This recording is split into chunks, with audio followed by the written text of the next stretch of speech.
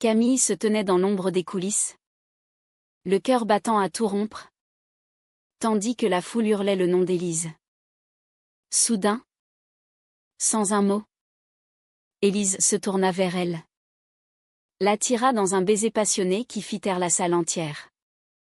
Mais ce baiser n'était pas pour elle, c'était une mise en scène. Un mensonge pour couvrir leur secret. Et Camille sentit son monde s'effondrer en réalisant qu'elle n'était qu'un pion dans ce jeu cruel. La salle de concert à Paris vibrait encore des échos des applaudissements. Élise, la chanteuse principale du groupe Éclat d'âme, descendit de scène avec son charisme habituel, ses cheveux noirs cascadant sur ses épaules comme une vague d'obscurité élégante. Camille, sa danseuse de fond, la suivit du regard, un mélange de fierté et de douleur lui serrant la poitrine. Elle se connaissait depuis 3 ans, depuis que Camille avait rejoint la troupe pour une tournée européenne. Au début, ce n'était que des regards complices, des rires partagés lors des répétitions tardives. Puis, un soir pluvieux à Lyon, après un spectacle raté où Élise avait oublié ses paroles, elle s'était retrouvée seule dans la loge. Élise avait pleuré, Camille l'avait consolée, et leurs lèvres s'étaient frôlées pour la première fois. Ce baiser avait allumé un feu que ni l'une ni l'autre n'avait prévu. Mais la réalité était plus sombre. Élise venait d'une famille bourgeoise de Bordeaux, où les traditions catholiques régnaient en maître. Son père, un avocat renommé, voyait en elle la future épouse d'un homme de bonne lignée, pas une amoureuse de femme. Camille, issue d'un milieu ouvrier de Marseille, avait grandi avec une mère veuve qui travaillait dur pour payer ses cours de danse. Elle avait toujours su qu'elle préférait les filles. Mais le dire à voix haute, c'était risquer l'exclusion. Dans le monde du show-business français, où les apparences comptaient plus que tout, leur relation était un secret bien gardé. Elle se voyait en cachette, dans des hôtels anonymes ou des cafés discrets, loin des paparazzis qui traquaient Élise comme une proie. Ce soir-là, après le concert, Camille attendit Élise dans leur chambre d'hôtel cachée. Quand la porte s'ouvrit, Élise entra, les yeux brillants d'excitation. « Tu as vu la foule ? Il m'adore » s'exclama-t-elle en se jetant dans les bras de Camille. Elles s'embrassèrent, mais Camille recula légèrement. Et ce baiser sur scène ? C'était quoi ? Ça, demanda-t-elle d'une voix tremblante. Élise rit nerveusement. Juste pour le show. Ma chérie. Pour faire parler de nous. Tu sais bien que c'est toi que j'aime. Mais Camille n'était pas convaincue. Elle avait vu le regard d'Élise vers le public, comme si elle cherchait l'approbation d'un monde qui les condamnait. Les jours suivants furent tendus. Lors des répétitions pour leur prochain album, Camille sentait une distance grandir. Élise passait plus de temps au téléphone avec son manager, un homme ambitieux nommé Pierre, qui insistait pour qu'elle cultive une image hétérosexuelle. Les fans veulent une idole accessible. Pas une rebelle, lui disait-il. Camille, reléguée au rôle de danseuse, observait tout cela en silence, son cœur se fissurant un peu plus chaque jour. Un après-midi, alors qu'elles étaient seules dans le studio de danse à Montmartre, Camille confronta Élise. « Tu as peur ? N'est-ce pas ? Peur de ce que ta famille dirait si elle savait pour nous. » Élise pâlit. « Ma famille ? Ils me renieraient ? » Camille. « Et toi ? Ta mère t'accepterait-elle ? » Camille pensa à sa mère, qui priait tous les soirs pour qu'elle trouve un bon mari. La vérité était amère, non. Elle ne l'accepterait pas. Pourtant, leur amour persistait, comme un feu couvant sous la cendre. Elles passèrent une nuit ensemble à Versailles, loin de tout, où Élise murmura des promesses d'avenir. Un jour, On dira tout. On vivra librement. Camille voulait y croire. Mais les doutes s'insinuaient. Le lendemain, un article dans un tabloïd parisien titrait « Élise Descladam en couple avec un acteur célèbre ». Une photo floue montrait Élise au bras d'un homme. Camille sentit une nausée l'envahir. Était-ce une mise en scène? Ou pire? Elle confronta Élise ce soir-là. C'est pour la pub? Rien de plus, assura Élise. Mais ses yeux fuyants trahissaient autre chose. Camille choisit de croire. Car l'alternative était trop douloureuse. La tournée reprit, les emmenant à Nice, où la mer Méditerranée offrait un décor idyllique à leur tourment intérieur. Camille dansait avec plus d'intensité, comme pour expulser sa frustration. Élise chantait des ballades d'amour qui semblaient écrites pour elle. Mais le public les interprétait autrement. Un soir, après un spectacle, un fan approcha Élise pour un autographe. « Vous êtes parfaite pour mon frère, dit-il en riant. » Élise sourit poliment. Mais Camille bouillonnait intérieurement. De retour à l'hôtel, elle explosa. « Pourquoi ne dis-tu rien? Pourquoi laisses-tu les gens supposer ?» Élise soupira. « Parce que c'est plus facile. » « Et toi? Camille? As-tu dit à quiconque? » Camille baissa la tête. Non. Elle n'avait rien dit.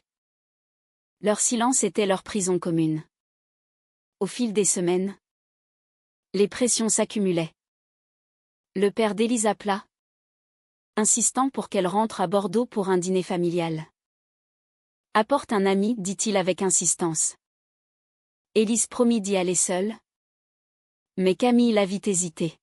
« Vas-y avec Pierre, suggéra Camille amèrement. Élise la regarda. Blessée. « Tu ne me fais pas confiance ?» La dispute qui suivit fut violente. Des mots durent échanger comme des lames. Camille partit en claquant la porte, errant dans les rues de Nice sous la pluie.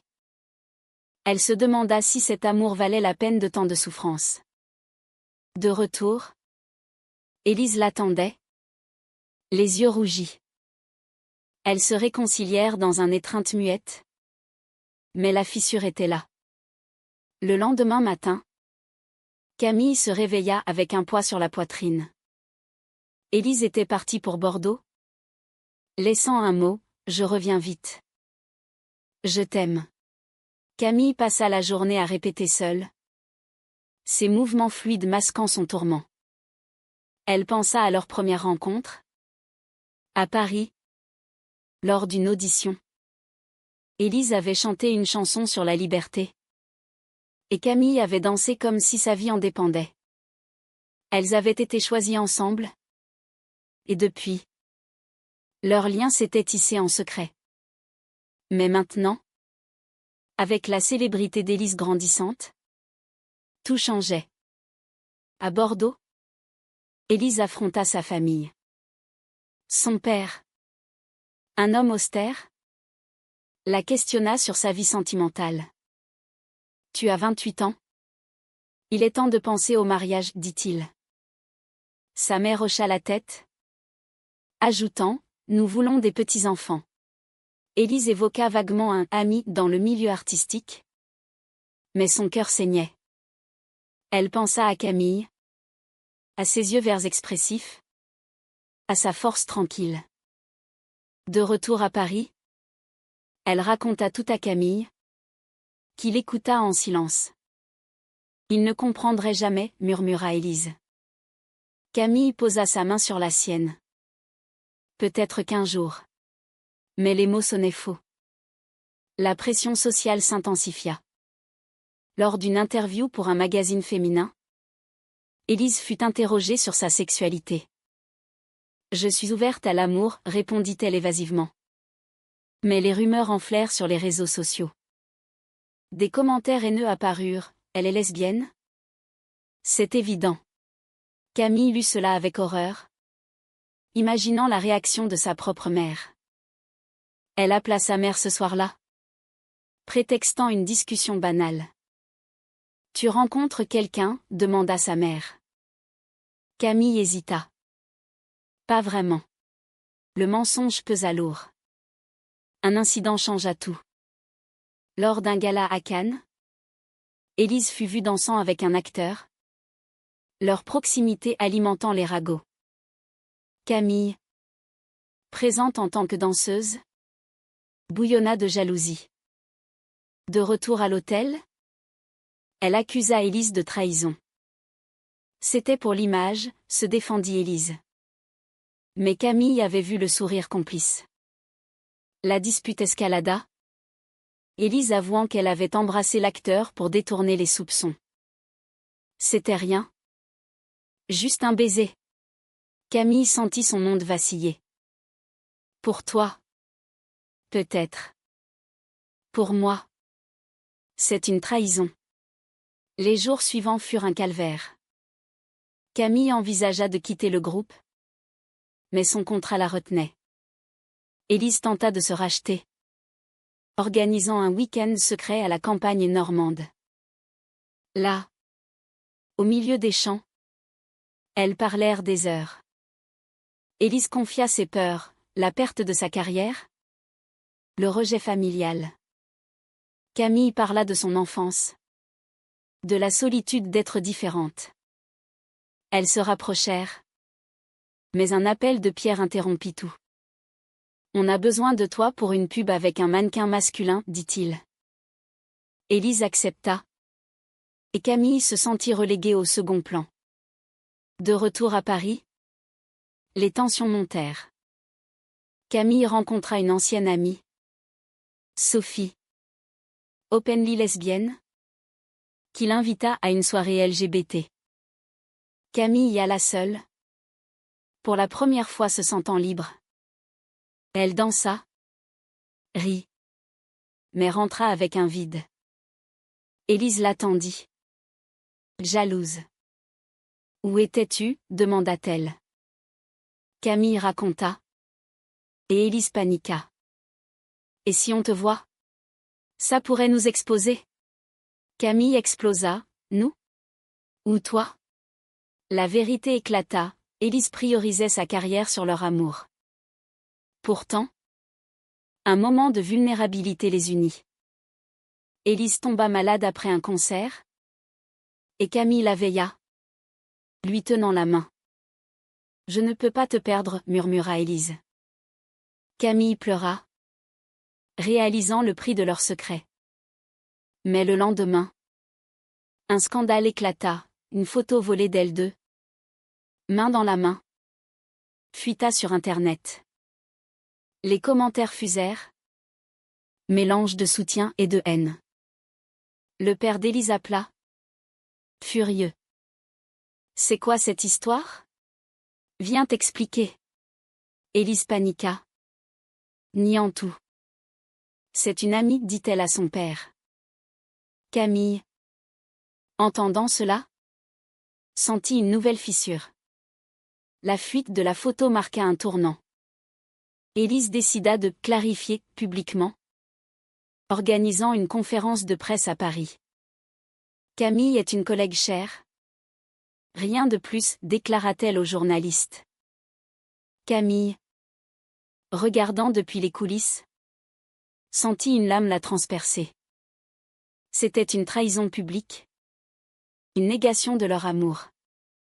De retour en loge, elle confronta Élise. Comment as-tu pu? Élise pleura. Pour nous protéger. Si on sait, tout s'effondre. Mais pour Camille, c'était déjà effondré. Les pressions familiales s'intensifièrent. La mère de Camille appela, ayant vu la photo. C'est vrai? Ce qu'on dit, demanda-t-elle d'une voix tremblante. Camille nia. Mais le doute était semé. À Bordeaux, le père d'Élise la convoqua. Si c'est vrai, tu n'es plus ma fille, tonna-t-il. Élise rentra dévastée, se réfugiant chez Camille. Elles passèrent la nuit à parler de morale, De ce qui était juste.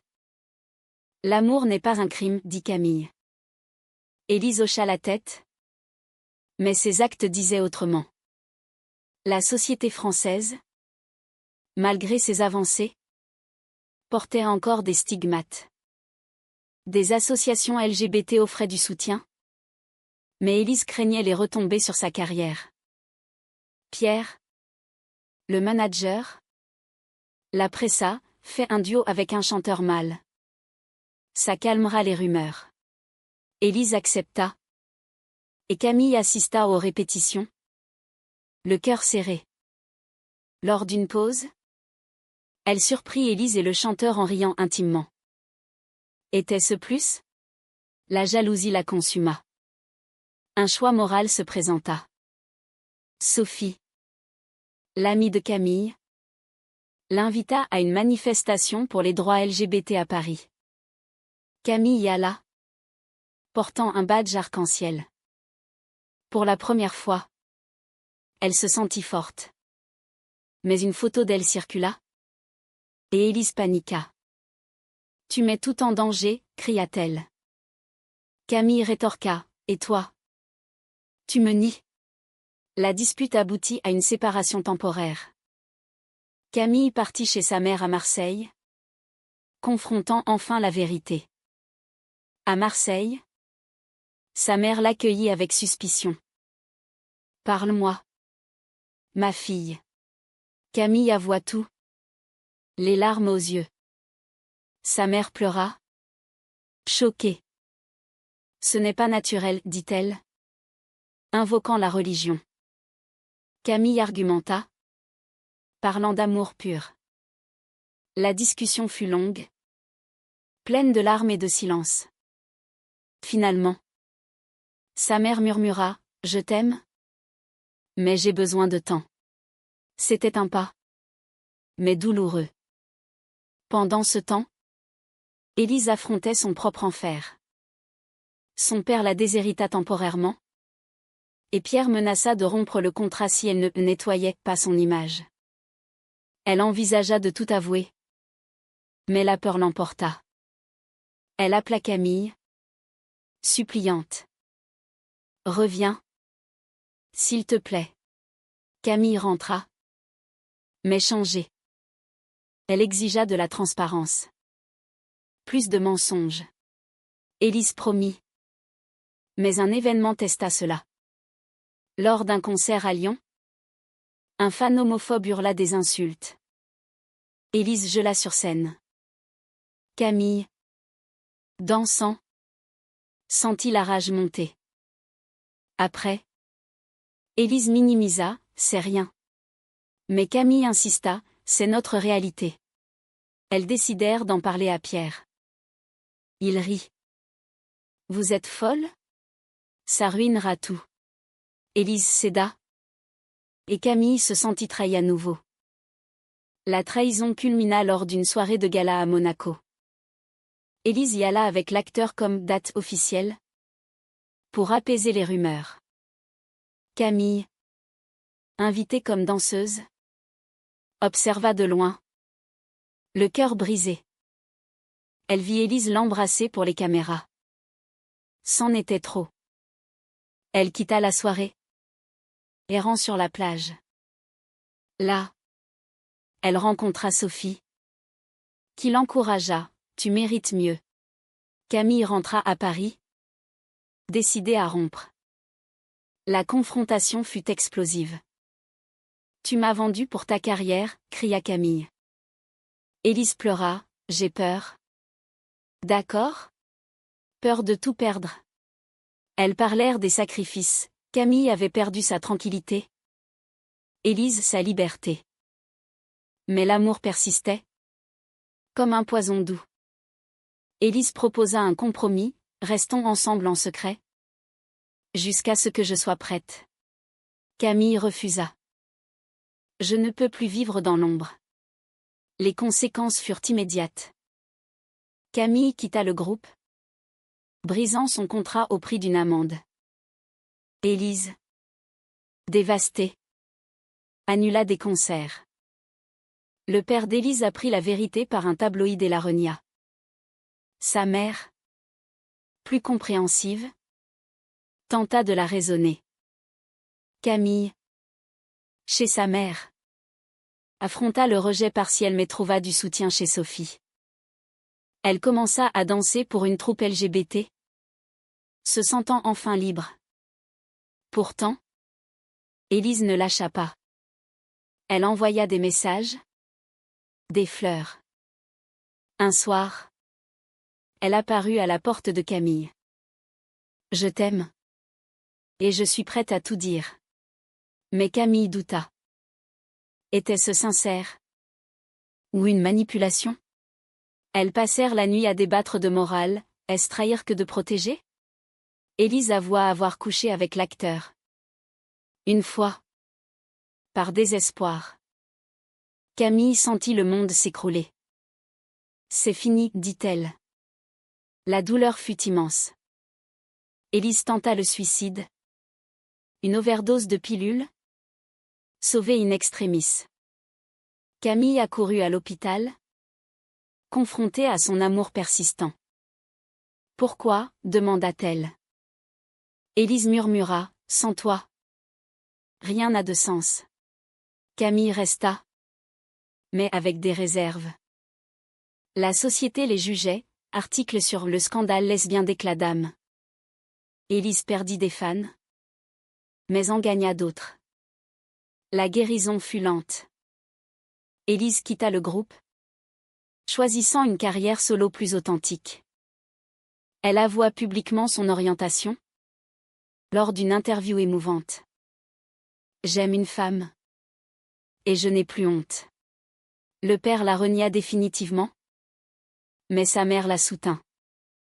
Camille, de son côté, reconstruisit sa vie, enseignant la danse à des jeunes LGBT. Elle se revire, prudemment, reconstruisant sur des ruines. Mais les cicatrices restaient. Camille questionna ses choix, avait-elle été trop dure? Élise regrettait ses trahisons. Elles décidèrent de essayer à nouveau. Openly cette fois. La société évoluait. Mais lentement. Des amis les soutinrent. D'autres les abandonnèrent. Lors d'un événement LGBT à Paris, elles apparurent main dans la main, affrontant les regards. Pourtant, le doute persistait.